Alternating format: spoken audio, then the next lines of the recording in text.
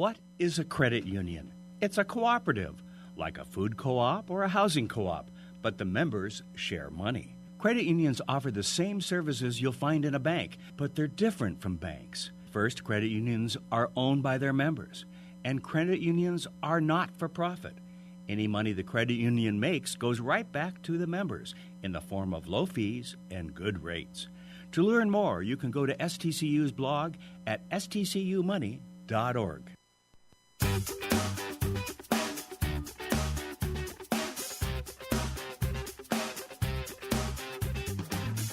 Welcome to Let's Talk Spokane, where host Ryan McNeese seeks out and discusses the latest on a variety of hot local topics. Now, here's your host, Ryan McNeese.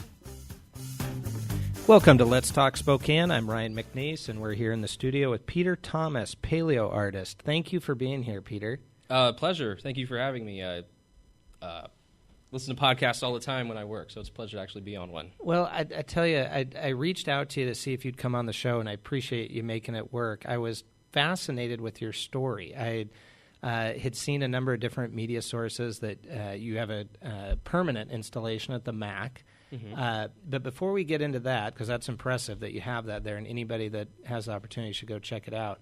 But I want to go all the way back. And I think what I was most interested in is how does somebody even get involved in this? It's amazing artwork that you're doing, but tell us what paleo art is.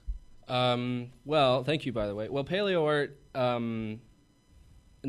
I'd say the most broad sense of the word is just artwork that specifically, the subject matter of the artwork is specifically reconstructions of ancient life, and dinosaurs are sort of the celebrities of that genre, right. and I'm maybe feeding into that a little bit because most of my stuff is dinosaurs, but it's everything, pre-human and even into human history and evolution. So it runs the whole spectrum of life on Earth. Well, and then on the other side of the spectrum, I think you have a sci-fi interest too. So in your early days, some alien type. Well, yeah. I mean, I'm these things, all these interests kind of bounce off each other and play off of each other. And having met people in paleontology, I'm really not unique. Everyone's kind of everyone's either into Star Wars or Doctor Who or Alien or everything like me. And that's interesting. So there's a common theme of interest. Yeah, and it's just it kind of all comes back to cool visuals and wanting to be creative and any given trick you pick up while building one thing, you can kind of apply it to the other. And do you think your parents and maybe your upbringing, did they play a part in your overall interest in it to begin with? Absolutely, in that they didn't really. What am I trying to say here? In that they didn't try and push me into one thing or another when I was a kid. They kind of let me gravitate towards just whatever I liked, and then once I knew what that was, they were supportive of it. They were 100% just, that's your thing, awesome, do it, how can we help, what can we do? And so, I mean, we had a big old basement in the house that basically became my domain, my workroom, my studio of all kinds. Everything. That was just my spot. And they let me, they obviously didn't have to do that, but they did, and that continues today. And my little current rinky-dink operation is in the garage because these animals are large. But it's not rinky-dink. I've seen photographs of it, and I mean, first of all, the size of it, or the size of the structures that you're creating, whether it's a saber-toothed tiger or what have you. I mean, these are significant structures. So in terms of creating the papier-mâché, just physically speaking, how does one put that together? Because to keep the rigidity of it when they're so substantial.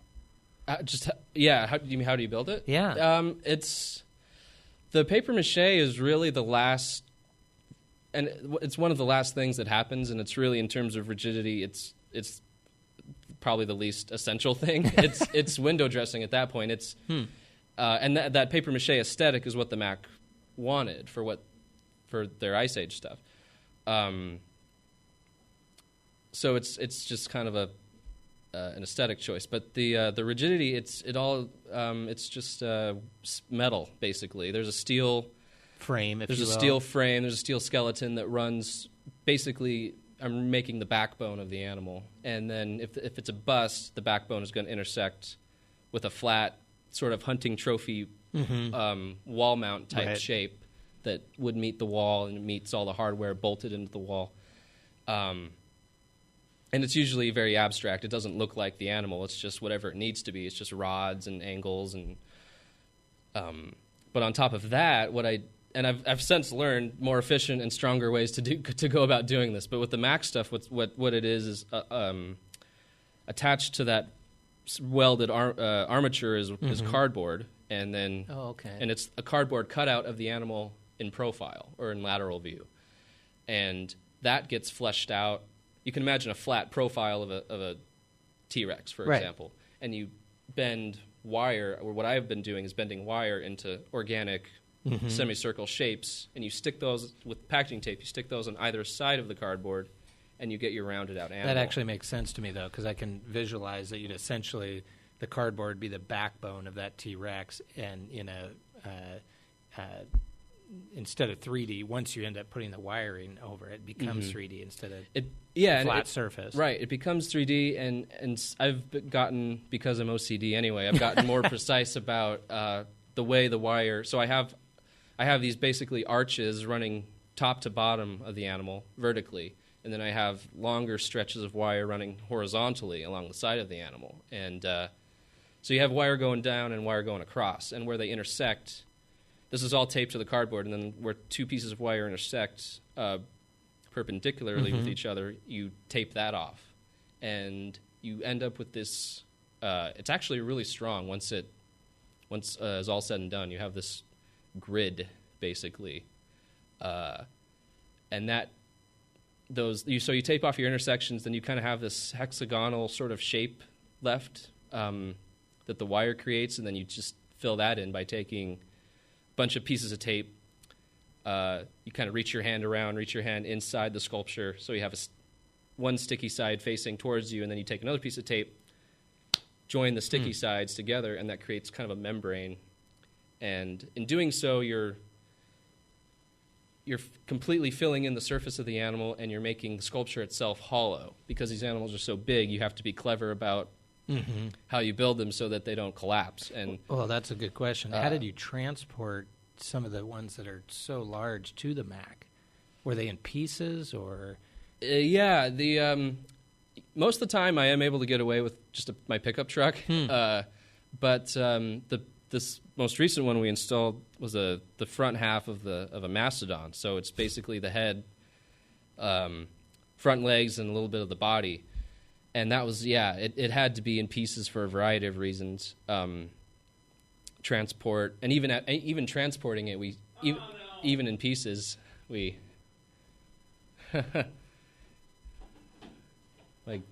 even in pieces we had to do a U-Haul, basically.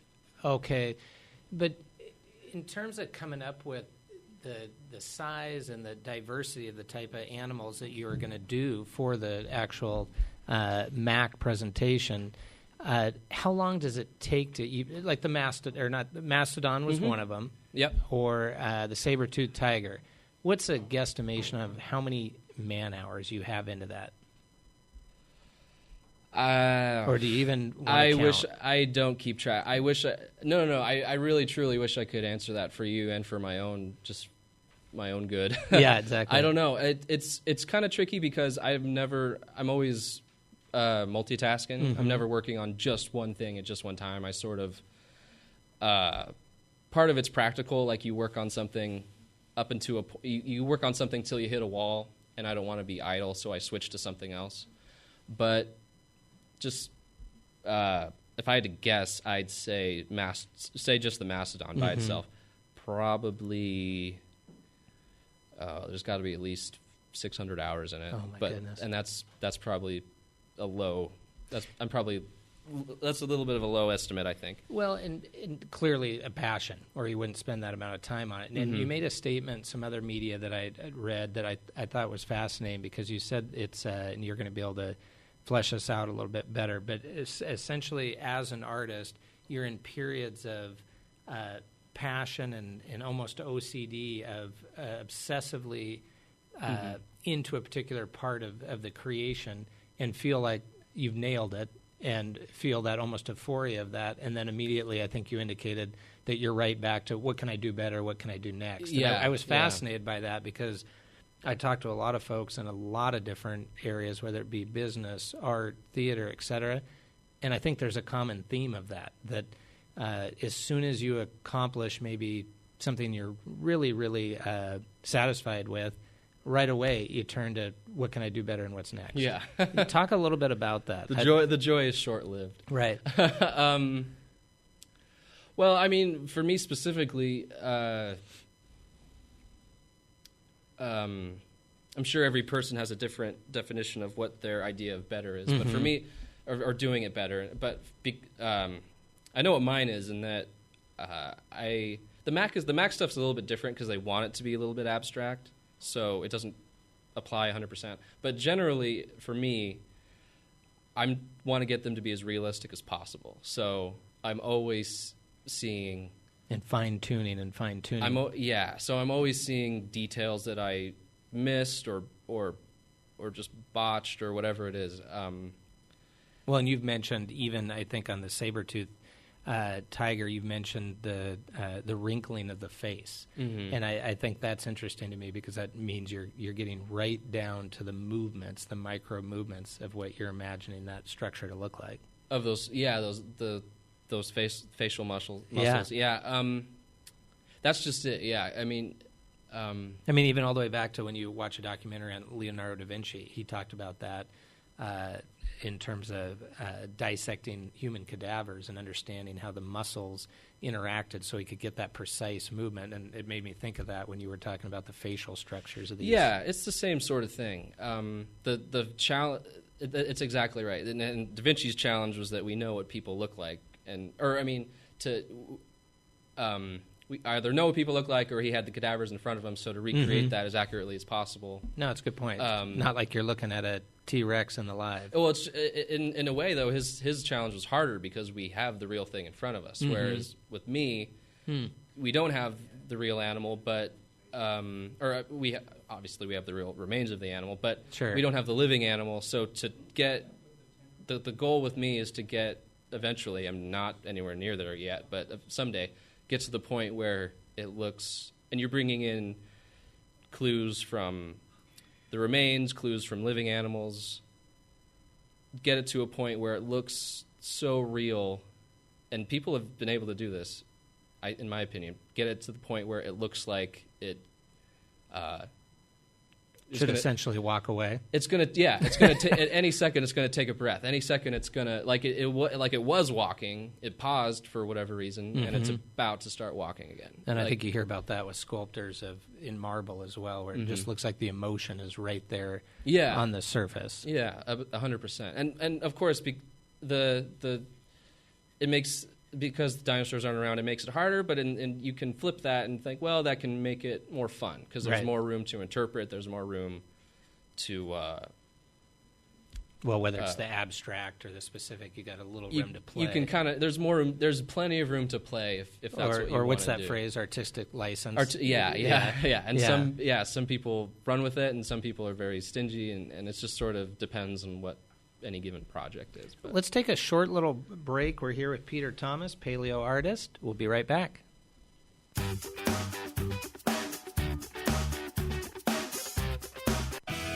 In touch, online all the time. SpokaneTalksOnline.com. Saving for big goals can be intimidating, but small steps over time can really add up. If you create a basic safety net, start early, take advantage of an offered match, and prepare for the long haul, it can be done. Read or watch more about these basic tips of saving for the future at stcumoney.org. Home. That word means so much more than its 4 letters suggest. R, that letter, stands alone. When you see someone wearing a blue block R, you're talking with a realtor. Your local neighborhood realtor can help you find your first home, your next home, or help you sell the one you have. Next time you think home, think realtor. The brand makes the difference. This message brought to you by the members of the Spokane Association of Realtors. Last year alone, Avista customers saved over 53 million kilowatt hours of energy. How? By caulking their windows, programming their thermostats, replacing their incandescent light bulbs with LEDs.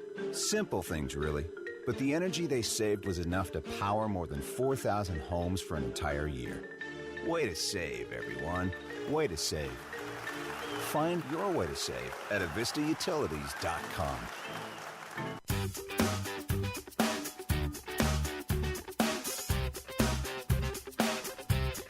Welcome back. This is Let's Talk Spokane, and we're here with Peter Thomas, paleo artist. Thank you for being here, Peter. I'm fascinated with this. Before the break, we've been talking about the installation that you currently have and is permanent at the MAC. There's a whole host of different ancient animals. How many different pieces are at the MAC right now? At the MAC, I believe there are 6. 6 different pieces. 6 of 16, so I still have some work ahead of me. Oh, my gosh. But I'm working on it. Okay, so 6 of 16. What's that relationship with the MAC in terms of what's the expectation as to when they'd like to see the rest of those? And then what do you think you can do in terms of that? That's a podcast unto itself. But they've been really cool. It's pretty much they're pretty hands off, and it's sort of your schedule. It's my schedule, but I mean, I want to get it. They want it done. They want it done ASAP, and I want it done ASAP.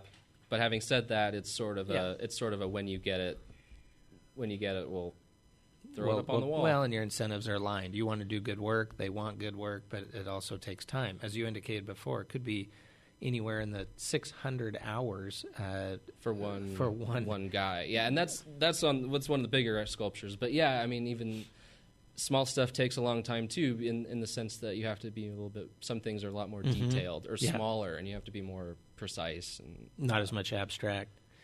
I mean, it's just like like the mammoth or a mastodon is big, but there's also broad stretches of real estate that, like the side of a neck is just kind of a curved surface. There's where you can make up some ground, so to speak, in terms of applying the paper mache. Do you ever bring assistants in to help with areas of the build? I've been very lucky in that I have 2 art students who early in the process, when I realized just how much work I had agreed to, I think it hit me for the first time, and I'm like, oh, man, I'm going to need help.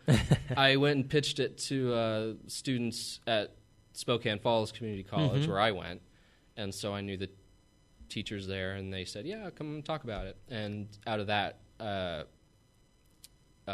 2 wonderful artists in their own right, Brittany Venz and Cassidy Adams, have been helping me regularly for about a year and a half. Well, and they're probably excited to have an opportunity to be on a project like this. Yeah, amongst their own definitely, artwork. Definitely. Yeah, but they've been awesome, and I'd be, I have 6. Like we said, I have 6 in the museum right now. I'd probably have half that if not for them. So. Well, and you touched on that you were at Spokane Community College, and that's where your art education background. Tell us a little bit about that. Technically, what is your art education background, and maybe what do you want to do with that? In the future, I'm not sure, but the Falls is a wonderful. Is it a good art program? It's a wonderful for what you're paying. Yeah. It's probably the best.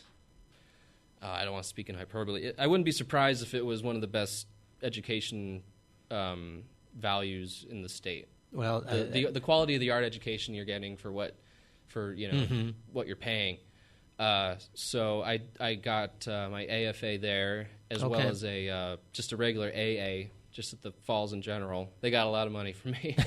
But the AA is just packed with biology and math and all the prerequisites for paleontology. Okay, I was just going to say that plays a part, and I think where you've indicated where you'd like to combine your art background and the education that you already have, clearly the experience that you have, truly hands-on art experience, but potentially combine that with further paleontology education. Yeah, absolutely. I think where I go next in terms of education is more paleo-focused than art-focused, just because I know what my subject matter is, and I know kind of what my materials and techniques are. So as wonderful a place as art school is, I feel like that's money and time that I'll probably just better spent on paleo. So what do you think in terms of the actual study of paleontology in some of the dig sites or the sites that, I mean, again, a classic example would be a T-Rex or something like that. Do you have an interest in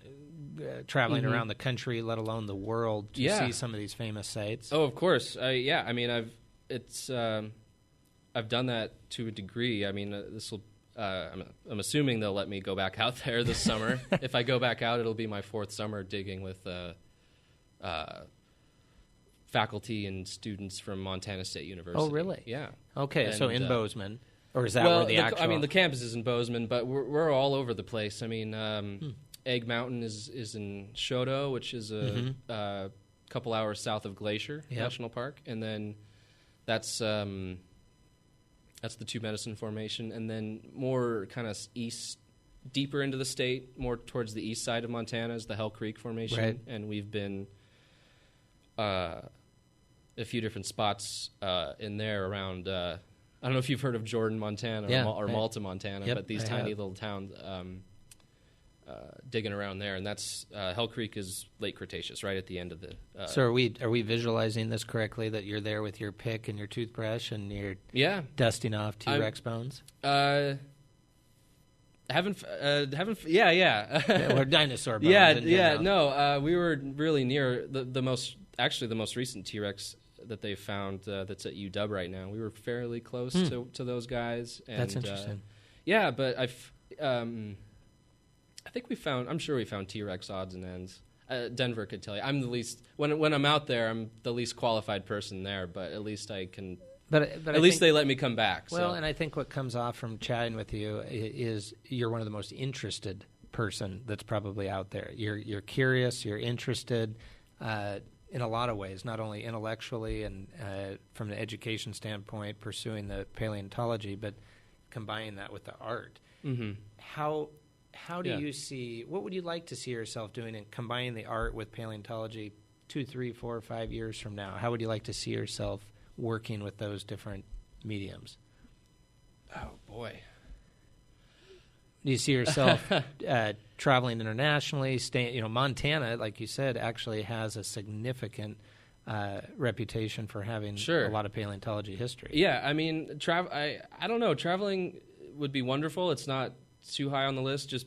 But I mean, if that's where the work goes, then wonderful. Sure. But oh man. Well, part of the luxury sometimes is not planning out the entire future. It sounds like you're pretty content and focused when you got this many installation projects to do at the MAC. Got enough on your mind? But no, I am thinking about the future all the time. I mean, I don't know, like maybe some concept sculptures. And when I say concept sculpture, I mean not just a full fleshed out life restoration, but like those old 50s model kits, like the Invisible Man, where you saw his organs and skeleton. I know exactly what you're talking about. Something like that, but maybe not just split down the middle half and half, but maybe something where it spirals around or something. A little more a different vision of that type of project. And obviously it'd be different materials. Right. But something like that would be cool, where you really got to know your animal anatomy, you really got to know your paleo to put something like that together, but at the same time it's an art piece, so. Right. I think that intersection of both is what's interesting. The kind of the Invisible Man model idea is I think a very pure form of that notion, but even just doing flesh and blood reconstructions I like doing, and so even though the bones, obviously the bones, even though the muscles and the organs and the ligaments would all be covered under your skin, you could maybe document each phase of the project, or maybe take a mold of it for each phase of the project, so you can reproduce just the parts with the organs if you wanted to. Or a version of him of the dinosaur with the organs. I don't know. It's tough because a lot of your anatomy and skeletal structure ends up buried in the animal. But that at the same time, if you have casts of the skeleton or you could do side profiles or something. Yeah, but a cast of the actual bone, I mean, you're not going to have a better launching pad than that. Absolutely. So being able to just interpret that and put the skeleton back together correctly in the first place and make very good educated guesses about the posture, what's the sculpture doing, that all comes from Palio, and then the art carries you the rest of the way. Is there a type of material that you'd have be excited about maybe going into, whether it be, just a random example, be a marble or glass, or we've been talking about paper mache with these large projects. The one word answer to that would probably be plastic, and just because most bones, or I shouldn't say most, but a lot of the time, especially now with more recent museum, when they mount a skeleton, you're probably seeing a copy of the skeleton, not the actual skeleton. Right. So, and that's done I was just at a place a few weeks ago where they mold bones and they cast them in polyurethane. Yeah, that's an interesting product. So, so you do that to make your bone copies, and then I'm trying to play more with epoxy resins, and this is the same kind of stuff that can stand up to weather. I was going to say, when you start talking about polyurethanes and resins, they're so strong, yeah, whether they're on wood boats or otherwise. Right, and paper mache falls apart in the rain. Right. It might look wonderful if you do it right, but part of doing a really wonderful reconstruction is you're placing it outside, and then you really get the sense of an animal in its environment. Even though the plants and the environment might not match the world that dinosaur lived in, you still get... You get the feel, and then the story. It goes a long way, yeah. And so dinosaur, what they're doing, there's not too many of them around, but they're wonderful places scattered around the country. What they're doing at dinosaur parks, where you have basically it's a sculpture garden, but the sculptures are dinosaurs or any given extinct critter. Well, I tell you, I'm fascinated by this. I'm so glad you came on the show. And we'll have you come back again, because this is something I think we can continue to dive into and truly explore in different areas. I could talk all day, yeah. Can you tell us, I would love people to get out and see the work you're doing and understand why it was exciting to have you here. Obviously, we've mentioned the MAC. People here in Spokane can go check out the MAC and otherwise. Are there other social media sites people can go to find the artwork that you're doing? I have... I don't know. I have a Facebook page for my art, but I don't update it all the time. Okay. I'm a bit of I don't know. Maybe I'm just an old soul or something. But I like social media. It certainly has its advantages, but I'm not super. I don't worship at the altar of Facebook. So right. So there is a page out there, P. Thomas Paleo Art, if you'd like to check it out. It is. I will say it is very comprehensive. I made a point of putting basically everything, just about everything I've ever done is up there, and some of them have pretty lengthy multi-paragraph descriptions and of my thoughts and whatnot. It's basically a fill-in for when I get a proper website after this Mac project is done. You can transfer it over. Yeah, but there is a lot out on that page if you'd like to check it out. I do update it. I don't update it all the time, but that's because when I do update it, I want it to really matter. Right. I don't want to be one of those people clogging up the feed with filler. So I try not to post stuff. And quality this is just over me. quantity. Yeah, and that's how I am personally with my page. I tried only posting things when I think it'll really make an impact. People will really like it. So Peter, I appreciate you being here. Thank you. We'll have you come again. Perfect. Thanks Looking a lot. forward to it. Thank you.